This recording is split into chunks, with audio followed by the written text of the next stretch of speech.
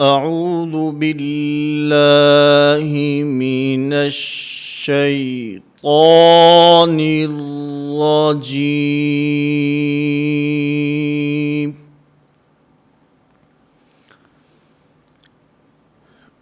بسم اللہ الرحمن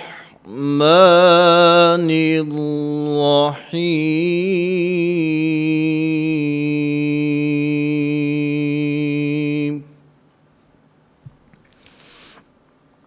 نورانی قاعدہ کی تختی نمبر 14۔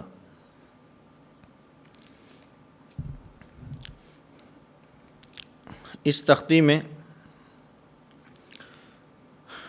تشدید مع سکون کی مشق ہے۔ سابقہ وہ باتیں میں گزشتہ اسباق کے اندر جو عرض کر چکا ہوں کہ ہر تختی میں مخرج کی ادائیگی کا خیال رکھنا ہے، حروف کی صفات کا خیال رکھنا ہے، اسی طرح حرکات کی ادائیگی کا خیال رکھنا ہے، حروف مدہ، حروف لین، ان کی مقدار کا خیال رکھتے ہوئے ان کو ادا کرنا ہے۔ اس کے ساتھ ساتھ تشدید ہے تو اس میں مضبوطی، جماؤ اور ٹھہراؤ ہونا چاہیے، اور اسی طرح سکون والا حرف جو ساکن ہوتا ہے، جس پر جزم اور چھوٹی سی دال لکھی ہوتی ہے، اس کو ادا کرتے ہوئے حروف قلقلہ میں قلقلہ کرنا ہے، اور ان 5 حروف کے علاوہ جو باقی حروف ہیں ان کے اندر قلقلہ کی ادائیگی سے بچنا ہے۔ ان تمام چیزوں کو سامنے رکھ کر ہم نے اس تختی کی مشق کرنی ہے۔ اس میں بعض مشدد حروف کے بعد حروف مدہ میں سے کوئی حرف ہے، اور بعض جگہوں پر مشدد حرف کے بعد حروف مدہ کے علاوہ باقی حروف میں سے کوئی نہ کوئی حرف ساکن موجود ہے۔ تو اس لیے تشدید کی ادائیگی میں مضبوطی، ٹھہراؤ اور جماؤ ہونا چاہیے، اور ساکن حرف میں اگر قلقلے والا حرف ہے تو اس میں قلقلہ کرنا ہے، اور اگر قلقلہ والا حرف نہیں ہے تو پھر اس کو قلقلہ سے بچانا ہے۔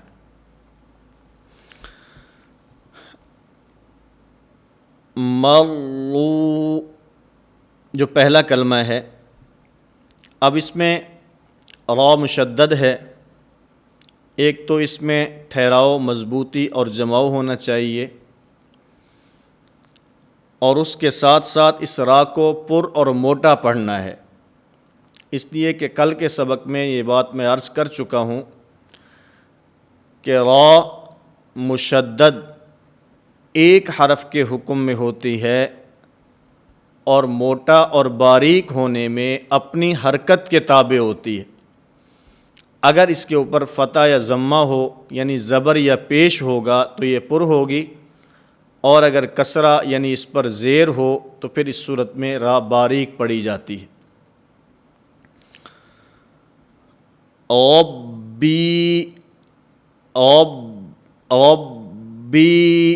یہ جو میں اشارہ کر رہا ہوں ہاتھ کی انگلی کے ساتھ، یہ تشدید کی مضبوطی، ٹھہراؤ اور جماؤ کے لیے ہے۔ اگر بچے کو آپ اشارے کے ساتھ اس طرح پڑھائیں گے تو اس صورت میں اب بچہ ہے، چھوٹا ہے، ٹھہراؤ، مضبوطی، جماؤ اس کو نہیں سمجھتا، آپ اس کو اشارے کے ساتھ پڑھائیں گے۔ بھئی بچے جب شد والا حرف ہو تو اس کو اس طرح پڑھنا ہے، تھوڑا سا اس کے اندر ٹھہرنا ہے. اشارے کے ساتھ پڑھائیں گے تو بچہ جس وقت تشدید والا حرف بغیر ٹھہراؤ اور مضبوطی کے پڑھے گا تو اس میں اشارہ نہیں ہوگا، اور اگر اشارہ کرے گا تو پھر ٹھہراؤ اور مضبوطی بھی اس کے اندر آئے گی. تو اس لیے بچے کو سمجھانے کے لیے اشارے کے ساتھ بھی اس کو پڑھایا جا سکتا ہے. مدت، مدت، حقت، خفت. اسی طرح آگے چلیں، والصبح، والشمس، والشفع. یہ جو 3 مثالیں ہیں. اسی طرح آگے بالصبر. کل کے سبق میں بھی یہ بات آ چکی ہے کہ لام تعریف کے بعد اگر حروف شمسیہ جو کہ 14 ہیں، ان حروف میں سے کوئی حرف آئے گا تو وہاں پر پہلے حرف کا دوسرے حرف میں ادغام ہوگا، یعنی ان کو ملا کر پڑھا جائے گا، درمیان میں لام تعریف نہیں پڑھا جائے گا.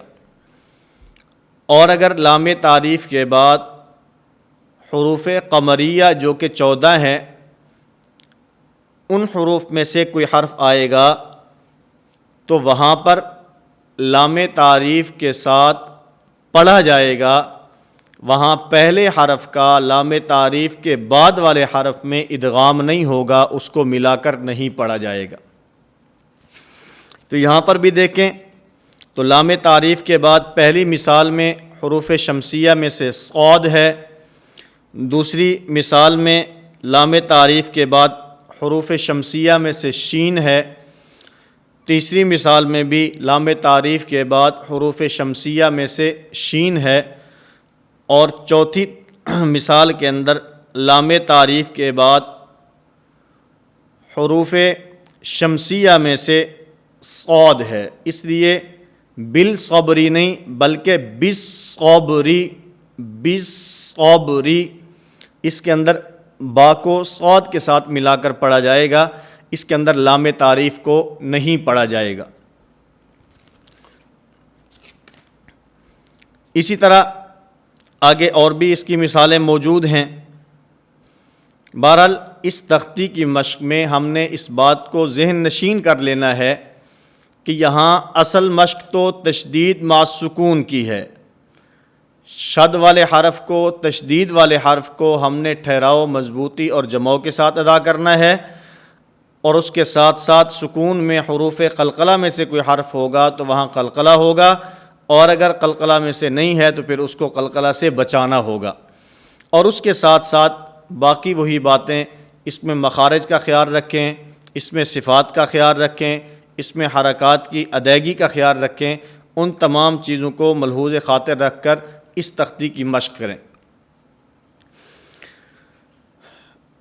تختی نمبر 15،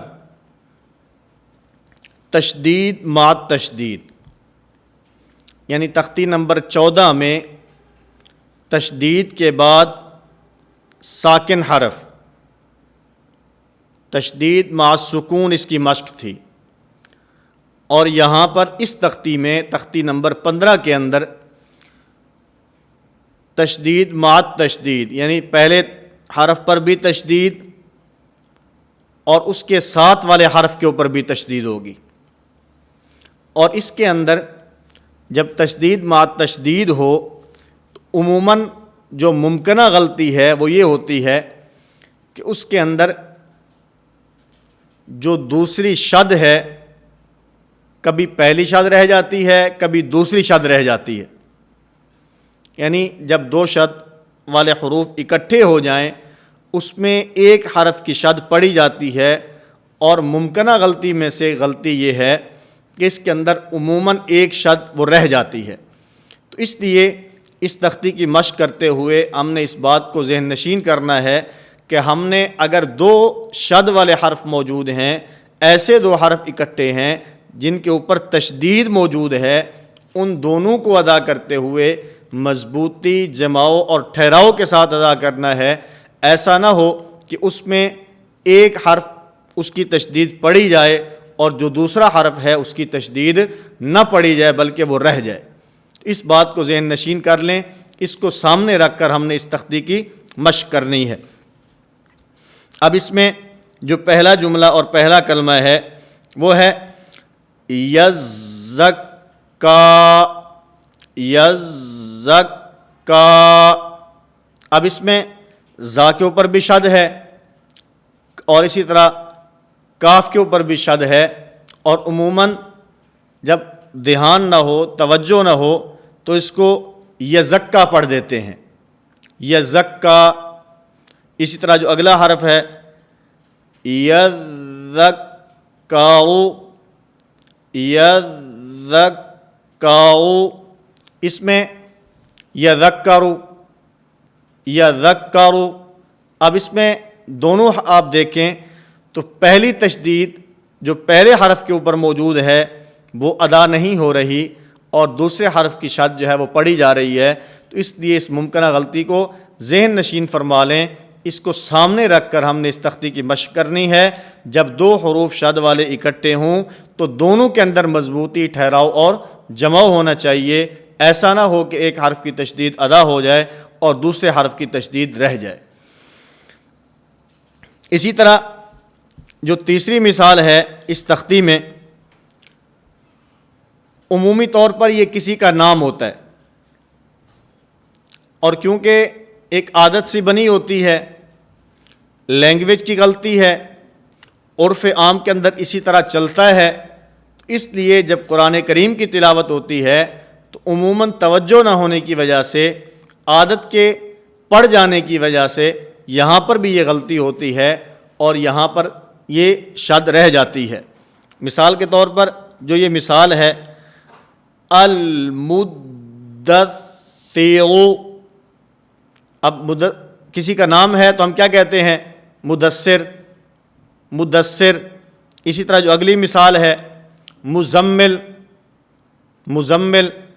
اور قرآن کریم میں آپ تلاوت کریں تو یا ایھا المزمل، یا ایھا المدثر، اس میں دونوں حروف جو ہیں دال اور ثا، اور دوسری مثال کے اندر زا اور میم، ان دونوں کے اوپر تشدید ہے، تو لہٰذا ان کو ادا کرتے ہوئے اس میں لینگویج کی غلطی نہیں کرنی بلکہ قرآن کریم پڑھتے ہوئے ہم نے توجہ اور دھیان کے ساتھ پڑھنا ہے تاکہ ہماری لینگویج کی جو غلطی ہے وہ یہاں قرآن کریم کی تلاوت کے اندر بھی نہ ہو جائے۔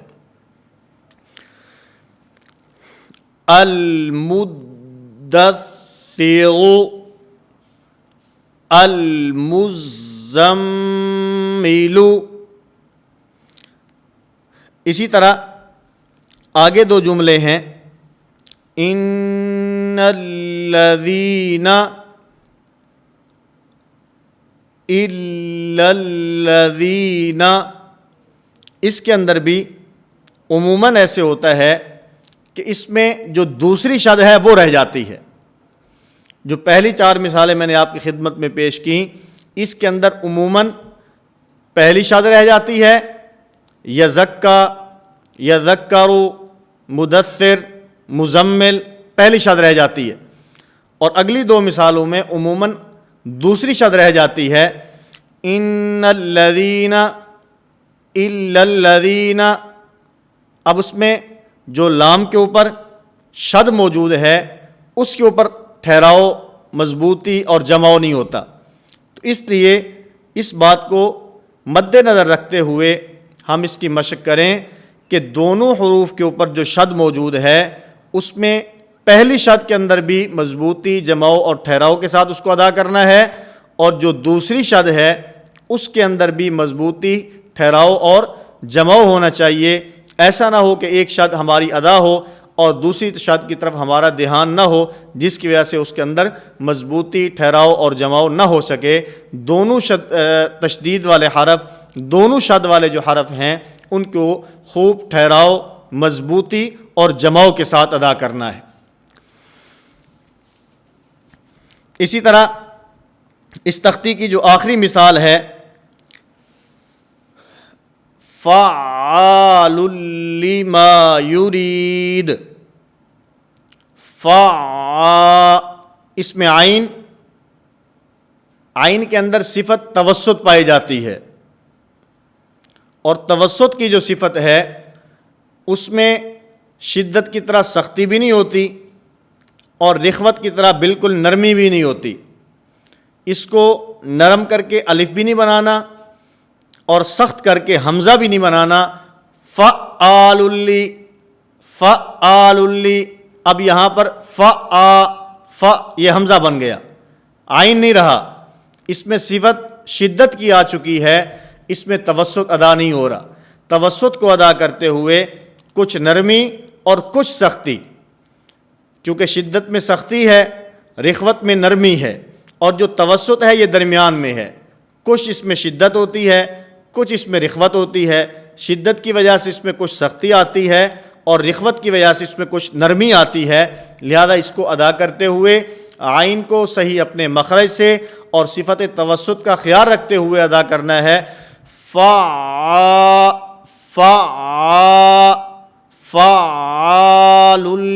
لما یرید۔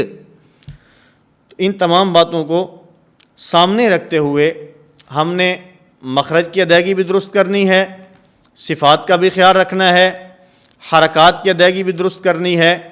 اسی طرح اس کے اندر تشدید والے حرف کو مضبوطی، جماؤ اور ٹھہراؤ کے ساتھ ادا کرنا ہے، اور سکون والے حرف کو اگر حروف قلقلہ میں سے ہے تو قلقلہ کے ساتھ ادا کرنا ہے، اور اگر حروف قلقلہ میں سے نہیں ہے تو پھر اس کو قلقلہ سے بچانا ہے۔ آخر میں میں آپ حضرات کی خدمت میں سورۃ النصر کی تلاوت بطور مشق کے پیش کرتا ہوں۔ آپ تمام حضرات اس کے مطابق مشق فرمائیں اور اپنا قرآن کریم صحیح تجوید کے مطابق کرنے کی کوشش فرمائیں۔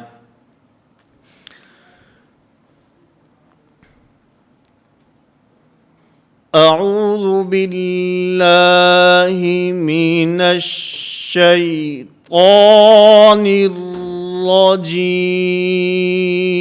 الرجیم۔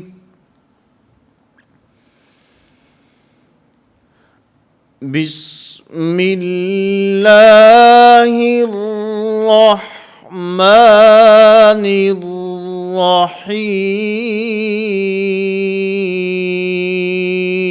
الرحیم۔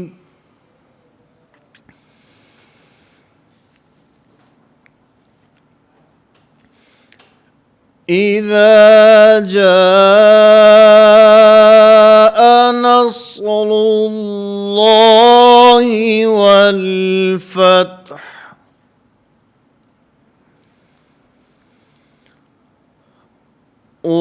ورأيت الناس يدخلون في دين الله أفواجا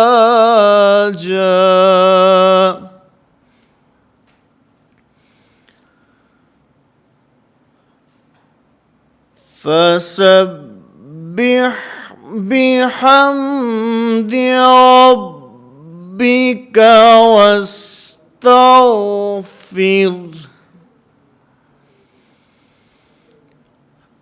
إنه كان توابا۔